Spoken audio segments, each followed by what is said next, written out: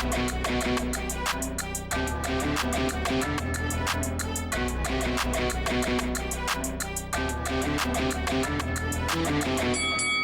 guys, welcome to Boxing Squared for boxing news and views from around the internet. And another heavyweight news and note smasher video today, starting with Otto Wallin, whose promoter Dimitri Salita says, yep, Valin is ready to step in at a moment's notice and face either the likes of Tyson Fury and especially Dillian Whyte. He says, if Dillian Whyte does not fight Tyson Fury and it falls apart, there is no better fight for Dillian Whyte than Otto Wallin. They'll have a chance to finish that chapter and put a stop to John Fury, Bob Arum and Frank Warren and different boxing personalities who say that Otto Wallin beats Dillian Whyte. Otto was literally on his way to the airport when he got that call to say Whyte was injured, and it created a lot of bad blood and made it personal. So the best way to settle this is an old-fashioned duel, anytime when Whyte is healed and ready for the challenge. So we'll come to those comments in a moment. He's also, this is Salita, commented on the state of negotiations between Tyson Fury, the WBC champion, and also Dillian Whyte, the interim champion, about the 80-20 split, saying that Tyson Fury is the star. I believe that this is a fair split. The purse split sounds right. Tyson Fury is a superstar and a big draw. Even with the purse split at 20%, Whyte would still stand to make a lot of money. Obviously, Fury is the hottest thing, not just in boxing, maybe in all sports. His last fight with Deontay Wilder was one for the ages, and one we'll remember for a long time to come. A fight that resurrected boxing. So in terms of the purse split stuff, who knows where that's going to go, because obviously Dillian Whyte has instigated an appeal. He's taking it court of arbitration for sport, wanting a bigger cut, arguing 20% not fair. And there is a purse bid, but that has been delayed. More on that in a moment. But of Dimitri Salita's comments regarding Dillian Whyte and Otto Wallin, the question is, if a fight between Whyte and Fury doesn't happen when in March or thereabouts, when they're saying Frank Warren, his promoter, and Bob Arum are saying that Fury will be out next, if there are still issues related to the purse split, things drag on, etc., the arbitration doesn't start until March, what's going to happen next? And not just for Tyson Fury, but for Dillian Whyte, because would he risk taking a fight in the interim? And if he doesn't, and what's he going to do? Does he just sit around waiting for a title shot? And what if his title shot against Tyson Fury is superseded by something else that happens in the heavyweight division? Potential undisputed later in the year. So there's a few questions, but it's if he does take a fight in the interim because Fury is off fighting someone else and Whyte is waiting on his split, would it be Otto Wallin? Remembering he did almost fight him at the end of last year. But then obviously the injury, and then the order came in for the WBC and between Fury and Whyte to fight each other. And a lot of people argue that Dillian Whyte, the shoulder injury, was actually probably just a ruse to get out of that fight, to guarantee that there was nothing in the way, no potential banana skin ahead of a fight with Fury, which is somewhat in doubt, at least happening in the next few months because of the purse split scenario. So there's a lot of things bubbling around, and obviously with the purse split situation, that's been delayed at least a week. You can see the headline here, purse split hearing delayed by at least 1 week, Whyte to appeal 80-20 purse split ruling. We already knew the purse split ruling, but and it's not to say that some of this sort of stuff won't actually drag on in terms of what they're going to do, because I don't think things will be resolved in the next couple of days or, ahead of the week deadline. Mauricio Suleiman actually quoted here saying the consideration for the 80-20 split comes from the purses the fighters have earned in their recent fights. So with the backing of the WBC, Tyson Fury and his camp will just say, well, that is the split for now. We know that you're fighting it, but we can still go to a purse split. Otherwise, you just accept it. There has been a story floating around, and I think it came from The Sun, saying that Whyte will accept it if it's ultimately ruled that he has to accept it, but there's been really nothing to sort of back that up. But further along here, Suleiman is quoted as saying, "This has been a very frustrating process, but I'm happy and hopeful that it will get done. Well, I don't think anything's going to happen in the next week.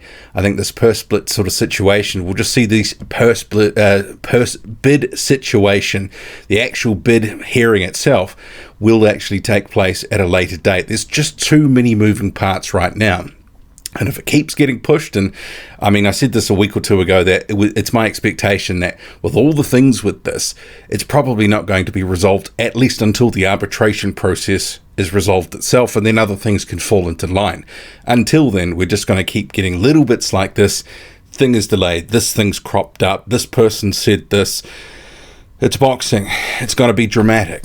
Anyway, moving on. So the next wave of heavyweights from the Olympics is slowly starting to make their professional debuts.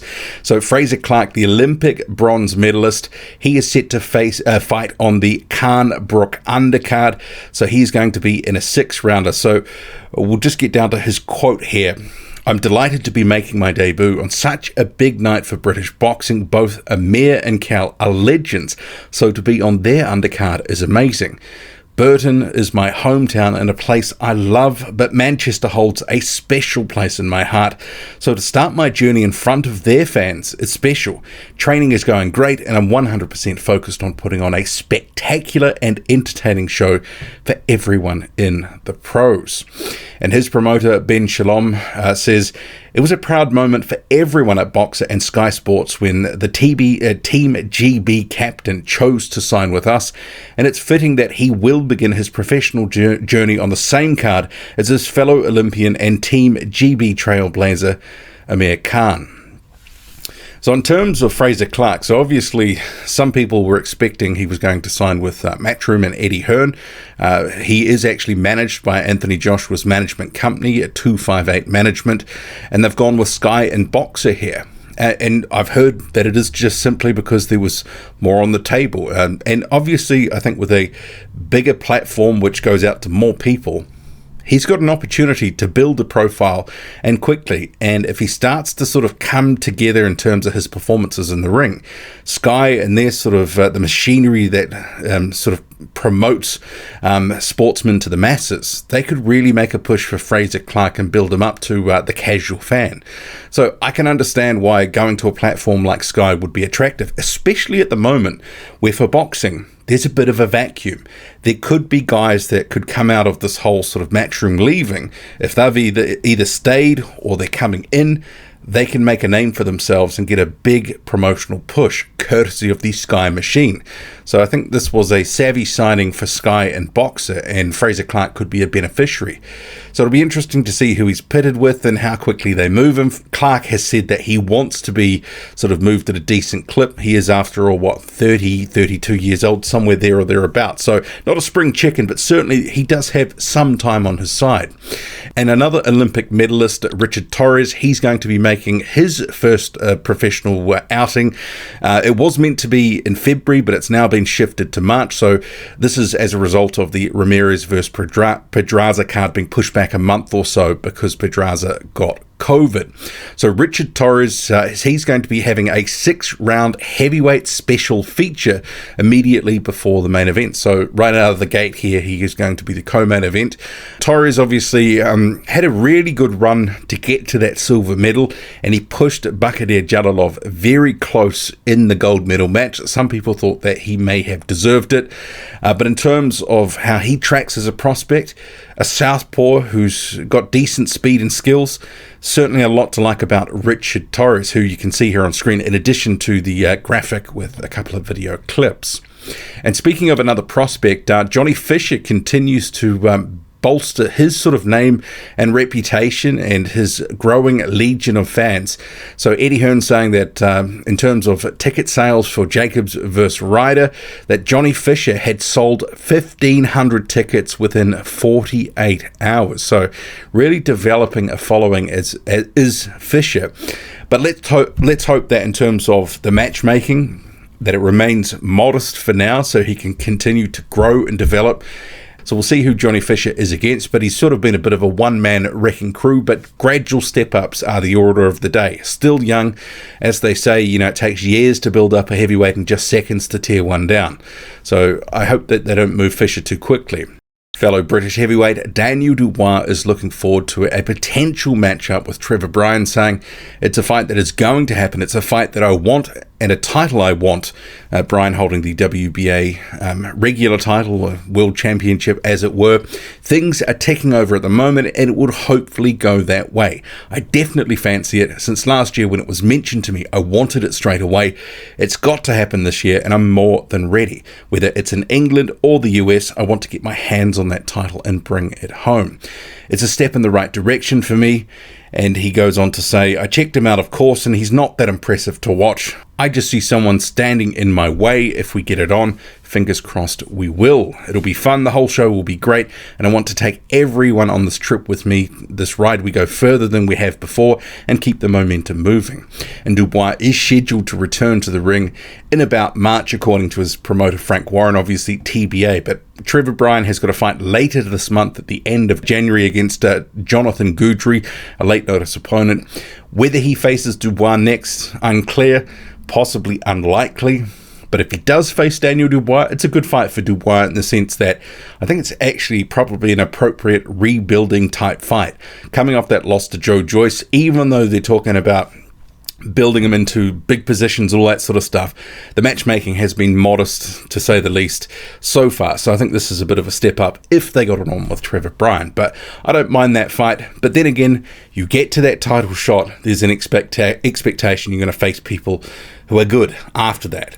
So that is the rub. So if they get this title and parade it around, you're going to have to defend it against people who are decent. And just finishing off this heavyweight news and notes mashup video, so Alen Babic has posted to social media admitting he did get a false sense of superiority, as he says. "I slowed down, I got comfortable, and I didn't train like I used to. I almost paid the price, but I didn't because I would die before quitting. The truth is bothering me, and it has to be said. I effed up. It was late notice, and all of the said went wrong, but that doesn't justify my terrible performance that day. Discomfort is my middle name, and I should be the best on that night. My coach had unpleasant words to say today. As hard as it was to listen to them, I knew they were all true. My ego got mauled this day, and it gives me the best feeling I've had in a long time. Dillian Whyte, I hear you, brother. I think the Savage will go for a sleep, and Alen is going to show you some boxing." Alen Babic there. And so obviously his last fight out, which was against a French journeyman, he tried his normal sort of stick and almost came off at second best when his French opponent had him almost out at the end of the second round. There were people claiming that Babic didn't have any trouble in that fight, but they need to get their eyes examined, I think. But Babic obviously reacting and reflecting on his performance and coming in at late notice after reportedly he had COVID. Well, that certainly always spelled, potential disaster, and it almost did come a cropper for him. But what do you make of it all? Drop a comment loud and often. Hit like, hit subscribe, follow me on Twitter, boxing_squared. I'm out.